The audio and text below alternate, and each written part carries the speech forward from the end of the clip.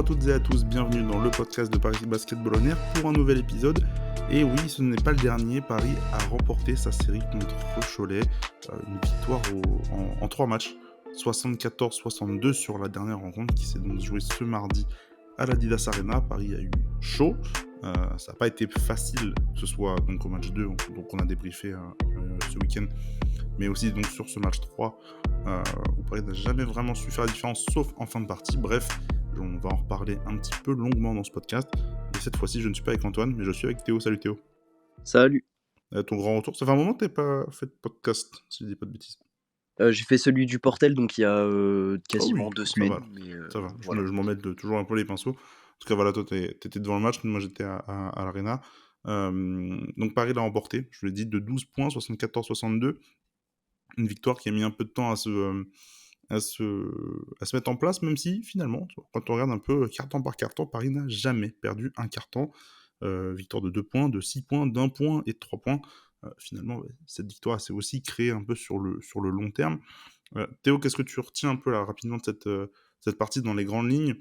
On n'a pas forcément vu un grand Paris, mais on a vu un Paris suffisant en tout cas pour remettre un peu se remettre en ordre de marche et aller chercher la demi-finale qui était le plus important.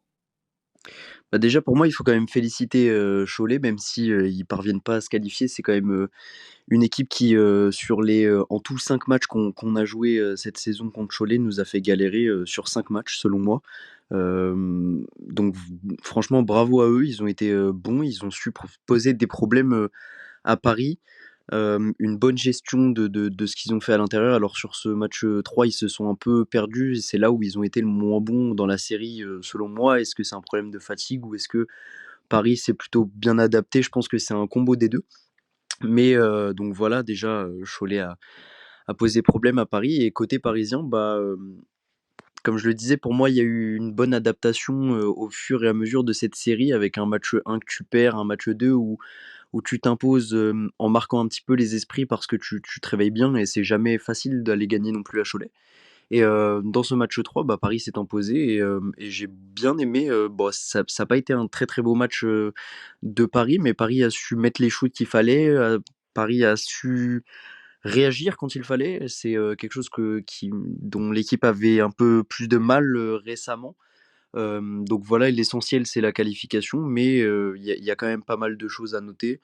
Je pense que collectivement c'est abouti et maintenant, on va pouvoir, se poser tranquillement et même s'il y aura très peu de repos, aborder, les matchs face à l'Asvel. Dans les adaptations dont tu parles, on va parler de Justin Simon juste après, mais il y a aussi peut-être côté défensif, côté Paris, parce qu'on voit une équipe qui a encaissé que 72 points à Cholet, qui n'en encaisse que 62 ce soir. Est-ce que pour toi, ça fait partie des points qui font que t'as été chercher le match, t'as été chercher le match 2 et le match 3, notamment par ta défense? Parce que si je dis pas de bêtises, au match 1, t'en prends plus de 90 sur la tête à la maison. Ouais, notamment à l'intérieur, je pense que ça se voit parce que, Neil Sako sur les 2 premiers matchs a fait très, très mal à Paris et ce soir, il a pas été mauvais non plus, hein. Il finit à 100 au shoot mais, justement il en prend que 3. C'est la différence avec les matchs, précédents. Il finit avec, 7 points et 5 rebonds ce soir. Donc, pareil pour, Tidjane Salin qui avait fait un match 1 monstrueux, qui avait été un peu moins bon mais correct au match 2 et là, il finit, avec seulement, 7 points et notamment un 1 sur 8, à 3 points. Donc, tu as bien limité les hommes qui t'ont fait mal au premier game et donc, c'est cette adaptation, défensive, ouais, qui, comme tu le dis, qui pour moi a fait la différence pour Paris. Pour aller dans ce sens-là et en rajouter, moi, c'est quand j'ai regardé un peu les pourcentages des joueurs de Cholet et notamment des titulaires à 3 points, ça fait assez peur et ça te montre aussi que tu as plutôt bien défendu sur ce secteur. Parce que Nathan de Souza, il fait 0 sur 3. Dylan Salin, tu l'as dit, fait 1 sur 8. TJ Campbell fait 1 sur 5. Et Wojtek Ruban fait 0 sur 3. J'ai pas parlé de Nisako, mais il fait 0 sur 0. Et l'adresse est venue un tout petit peu du banc, mais finalement, quand tu vois le 5 de départ, qui est les joueurs qui ont le plus joué, à part Nathan de Souza, tu vois quand même qu'ils ont pas eu d'adresse et que toi, tu as été capable en tout cas de les limiter dans un secteur qui t'a fait très mal, notamment sur le match 1 qu'on se va citer souvent de toute manière. Hein, c'est la seule défaite en plus de 3 mois pour Paris. Donc En tout cas, on a vu que moi j'ai trouvé que c'était un message rassurant de la part à la fois du coaching staff et des joueurs, d'être capable de rebondir après un match raté. On on sent pas non plus une équipe parisienne, comment dire? Sereine, je trouve, parce que, je vois beaucoup de fatigue dans cette équipe pour l'instant. Mais en tout cas, avec les armes qu'ils ont actuellement, physiquement, je trouve que c'est très bien ce qui s'est passé sur cette, fin de série. Je sais pas ce que tu en penses? Ouais, je suis plutôt d'accord avec toi. On est bien évidemment loin du rouleau compresseur, parisien qu'on a eu sur ces derniers mois et ouais, pour moi, comme tu l'as dit, il y a une part de fatigue et aussi, les playoffs, c'est un tout autre monde, que la saison régulière en Betclic Elite. Hem, Même si là, sur, les 4 matchs, enfin les 4 séries qu'il y a eu, dans ces playoffs, la logique a été respectée. Il y a des adversaires qui ont posé problème.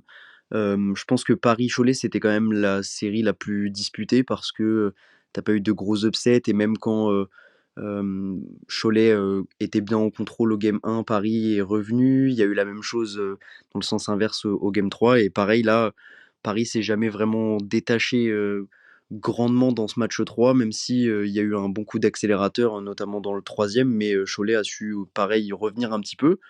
Mais, je pense que ouais, c'est un combo d'un petit peu tout ça et on est vraiment loin de ce qu'a pu réaliser Paris sur ces derniers mois. Donc, va falloir voir ça, d'un œil attentif, contre l'Asvel parce qu'on les joue seulement dans même pas 48 heures, donc, ça va être, assez compliqué.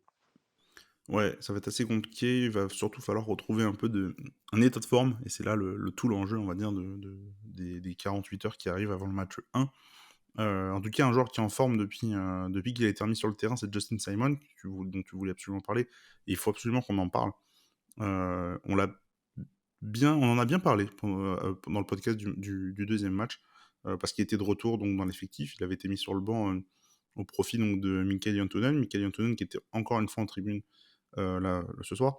Et Justin Simon qui sort encore du banc, il fait 7 points, 8 rebonds, 2 passes, 2 interceptions, 15 d'évaluation. Donc c'est co-meilleur rival du match côté Paris avec Colin Malcolm. Et c'est surtout un plus-minus de 20 donc quand il est sur le terrain. Paris mène de 20 points. Euh, Parlons un peu là du match de Justin Simon qui ressemble quand même encore un peu à ce qu'il montre depuis sur l'état de forme en tout cas qu'il a depuis, on va dire, un mois et demi, et, euh, et son importance, que ce soit en défense, et en attaque, mais surtout en défense. Il a un rôle et peut-être même un profil qui correspondait vraiment à ce genre d'affrontement contre Cholet. Bah, il fait ce qu'on lui demande de faire et il fait, ce qu'il sait faire, il est toujours là dans l'impact. Il y a notamment quelques ballons où il se jette, il a ça n'a pas été une opposition facile contre Cholet parce qu'il a été contre des profils, des intérieurs qui savent rentrer dans leurs oppositions, notamment Tidjane Salin qui, on le sait, se jette beaucoup sur les ballons et cetera et Justin Simon a aussi un petit peu ce profil de mec qui va gratter tous les ballons. S'il doit se jeter sur, la ligne de touche pour vraiment aller chercher ce ballon, il va le faire et donc il l'a encore fait, ce soir et il a été très, très bon dans l'impact et il finit avec, notamment 8 rebonds. Moi, c'est ça qui m'a impressionné. Il est à 6 défensifs et 2 offensifs. Il a été vraiment très, très bon et même s'il score que 7 points, pour moi, il a marqué des points vraiment très, très importants. Il y a notamment un gros putback, un gros dunk qui claque, pour réveiller un petit peu tout le monde quand Paris se faisait un petit peu, dépasser, enfin, quand Cholet était un petit peu en train de revenir. Donc il a su, il est toujours là au moment important et c'est vrai qu'il a manqué au game 1 et on a vu ce que ça donnait et là, il est là au game 2 et 3 et il est très important et Paris remporte ces matchs-là, donc vraiment une bonne adaptation du coach et c'est vraiment un super joueur à regarder, donc voilà. Ouais, clairement. Clairement, et même quand on repense un peu à ses débuts avec Paris, on est loin, hein, du joueur qui avait démarré un peu doucement la saison. Et là, vraiment, il a une importance dans cet effectif. Quand il amène de l'énergie, mais pas que en sortie de banc, il est vraiment, vraiment important. Dans les rotations de, euh, de Thomas Cizalo, il est rarement dans le 5 qui fait un peu n'importe quoi. Il est vu qu'il est très très actif, parce qu'il manque peut-être un peu de toucher ballon en main, mais il a une activité, que ce soit en défense et en attaque, qui est vraiment, vraiment précieuse. Et le fait qu'il soit toujours dans les bons coups, voilà, cette équipe de Paris a vraiment de la chance en ce moment d'avoir un Justin Simon à ce niveau-là. Parce que pour moi, il y a un monde où si tu n'as pas ce joueur qui est dans cet état de forme, je ne sais pas ce que toi tu vas en dire, mais probablement que Paris aurait peut-être pris la porte. Oui, je suis totalement d'accord. Enfin, quand tu vois le match 1 d'Jantunen, c'était un peu compliqué et c'est 2 profils, totalement différents. Il y en a un qui est plus offensif, donc Jantunen et qui est capable de flash, défensif. Et de l'autre côté, tu as Simon qui est un très bon défenseur et qui est capable de quelques flashs offensifs, donc c'est 2 profils complètement différents. Mais sur cette confrontation-là contre Cholet, pour moi, tu avais besoin de ce mec qui est Justin Simon, donc vraiment une bonne adaptation et comme tu le dis, bah, je pense pas que l'issue aurait été la même si Justin Simon n'avait pas été là. Bah oui, les yeux n'auraient pas été la même. Un autre joueur peut-être qui a pesé dans cette série de manière négative, peut-être sur 2 matchs, et qui sur le match 3 s'est réveillé. Je voulais comparer un peu de Nadir Efi parce que il marque 22 points là, sur ce match, il finit à 12 d'évaluation, ce qui n'est pas non plus énorme. Par contre, il a de l'adresse à 3 points. La théorie des chaussures fonctionne donc toujours. C'est une théorie selon laquelle quand il joue avec ses chaussures dorées, il est beaucoup plus fort que celle que quand il joue avec ses chaussures noires et blanches. Vous ferez votre analyse vous-même, mais ça fait partie de l'expertise de ce podcast. Plus sérieusement, quand on voit le match de Nadir, je me dis aussi que bah, ça participe au bon match parisien parce qu'il a réussi à craquer un peu la défense de Cholet qui le tenait très bien depuis 2 matchs. Et, euh, et on voit même au début de partie, Paris prend un 4-11 d'entrée, les titulaires sont pas dedans. On fait rentrer Nadir notamment avec Mehdi Ngoma. Et d'un coup, il y a eu 3 tirs à 3 points de suite, 2 de Nadir, un de Mehdi. Et que, enflammer la salle, deux, surtout, lancer l'équipe véritablement dans son match. Parce que tu peux te faire sinon un match de traînard et te retrouver vraiment dans une partie qui aurait peut-être été beaucoup plus désagréable. Parce qu'effectivement, tu as passé tout le match en tête. Parle-moi un peu là du match de Nadir et peut-être un peu même de sa série globalement, qui a été pleine de montagnes russes, mais finalement heureuse là sur le match 3. Bah, c'est un retour entre guillemets «au niveau» qui fait beaucoup de bien parce que comme tu l'as dit, au match 1 et 2, il a été mauvais, faut le dire. Là sur son match 3, il a été quand même bien meilleur, même s'il y a quand même du déchet, hein, faut quand même le dire. Il finit à 2 sur 7 à 2 points, donc c'est pour un joueur avec son talent offensif, ça reste très, très peu, mais il a su, comme tu as dit, mettre, des lancers, des 3 points qui ont été importants et il a eu un bon impact. Il y a eu quand même beaucoup de frustration, de sa part, mais on commence à être habitué, hein. Ça, c'est pareil, c'est un point qui peut être un peu énervant quand on le regarde jouer, mais moi, j'ai bien aimé, c'est surtout, la manière de se placer sur les phases offensives quand il a pas les ballons. Il a quand même provoqué six fautes, il a 6 fautes provoquées. C'est, la deuxième mais le 2e meilleur, score entre guillemets, de son équipe après, TJ Shorts qui a 7. Donc moi c'est un aspect que j'ai bien aimé, son jeu, sans ballon. Ce soir, il a été, vraiment très, très bon dans cet aspect-là. Il y a encore un petit peu de déchets comme je le disais, mais c'est un retour qui fait vraiment beaucoup de bien et on espère que ça va le lancer, pour la suite, des playoffs. Ouais, il fait vraiment un plutôt bon match, hein. Je pense même que son évaluation à seulement 12, un peu trompeuse au vu de ce qu'il a apporté sur le terrain. Il fait plus 17 de plus-minus. Donc là aussi, il a fait partie des joueurs qui ont été excellents sur les minutes qu'ils ont eues. Alors, il fait que 2 sur 7 à 2 points, il a été plutôt bien pris, mais quand il a fallu avoir un peu de distance, et il a été capable d'en trouver. Il s'est vraiment mis en full scoreur en fait, de cette équipe, puisqu'il met quasiment un quart des points de l'équipe sur le match. Euh, donc on l'a dit, Paris, avec ce match, va se qualifier pour les demi-finales contre l'Asvel, et ça joue dès jeudi soir 21h, le match 1 à l'Arena, match 2 également à la Dedas Arena, mais ce sera samedi à 21h. Les matchs 3 et 4 qui seront la semaine d'après à l'Asvel, en tout cas 4 s'il y a besoin d'un match 4.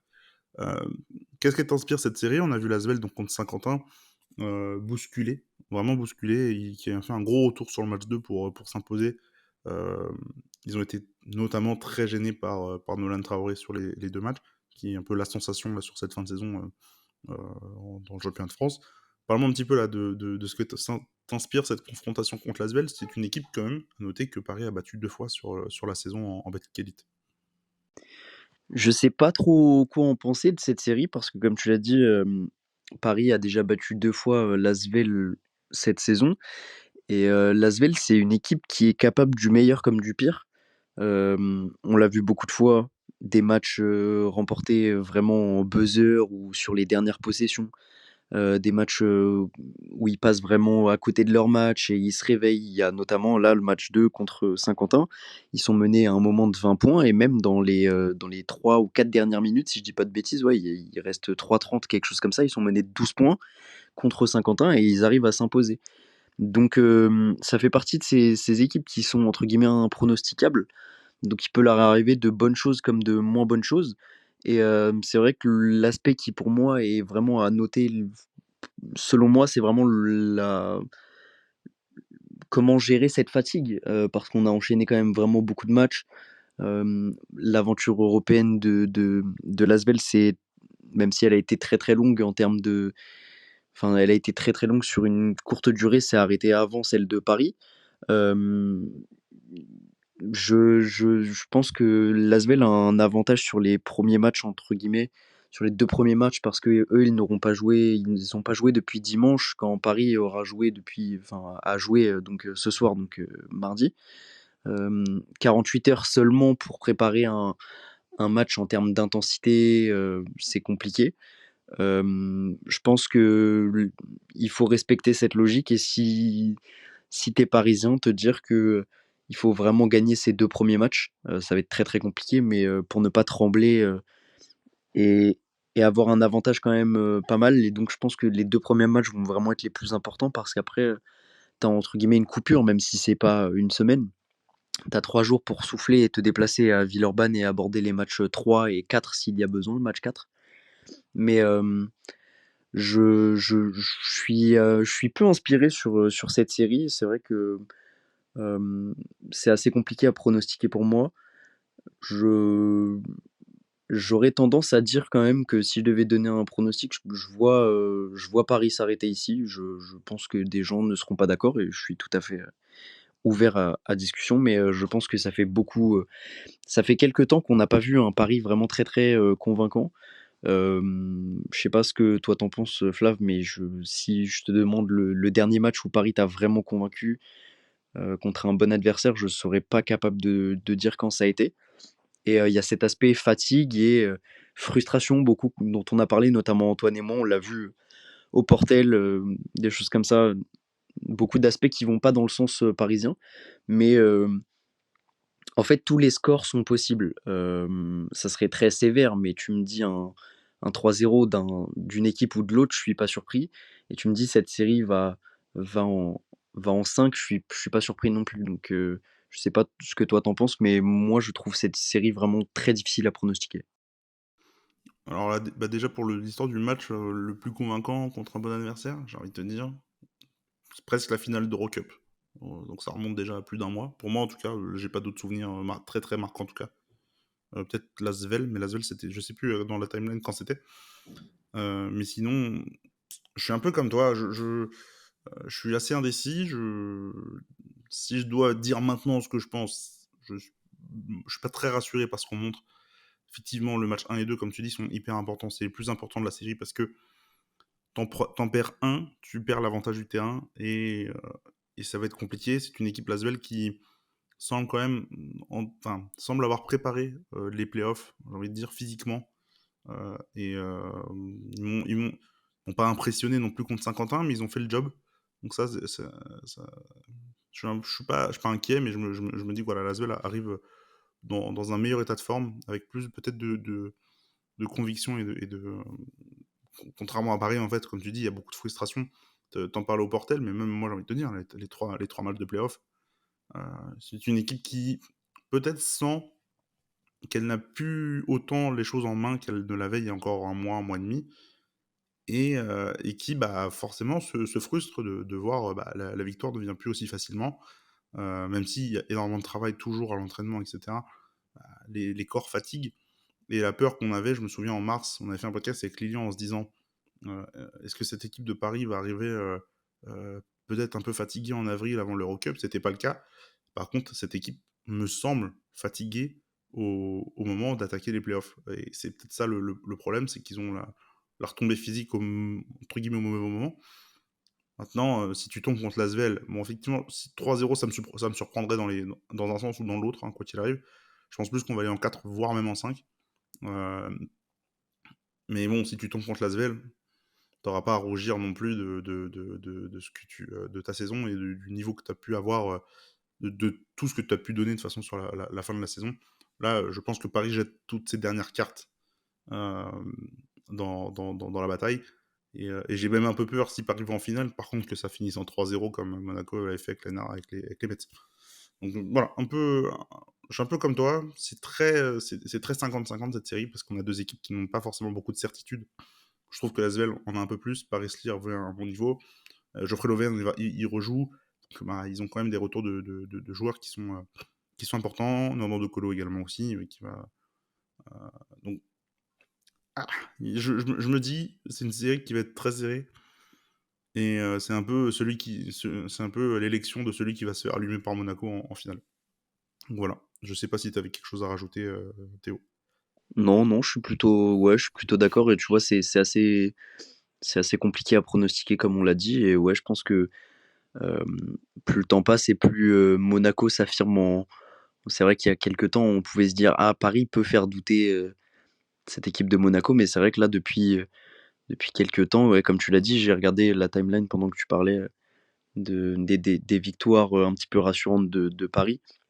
La dernière, comme tu l'as dit, pour toi, c'est soit l'Asvel, soit la finale de l'Eurocup. La dernière victoire contre l'Asvel, c'était le 21 avril, donc ça fait quasiment un mois tout pile. Donc je suis plutôt d'accord et je pense que ça va être vraiment très compliqué. Ça va être très compliqué. On va voir ça dès jeudi soir. Match à 21h donc à l'Adidas Arena. Match 2, on a dit c'est samedi à 18h. Ils ont réussi à mettre Monaco-Bourg à 19h, donc à jouer les deux matchs en même temps. Bien joué. Et puis donc match 3 à Lasvel, c'est mardi 28. Je crois que c'est à 21h les deux matchs à Lasvel. Même pour le match 4, c'est le 30. Bref, on verra d'ici là s'il y a besoin de ce genre de match. D'ici là, prenez soin de vous. N'hésitez pas à vous abonner à nos réseaux sociaux. Il y aura des podcasts. On va se débrouiller un petit peu comme on peut pour la série de playoffs contre l'Asvel qui est peut-être la dernière série de la saison. Donc il faut qu'on fasse des podcasts régulièrement comme d'habitude. Abonnez-vous à nos réseaux sociaux, prenez soin de vous. On se retrouve donc dès jeudi soir ou vendredi matin pour le prochain podcast. Et à très bientôt. Allez, ciao ciao. Salut!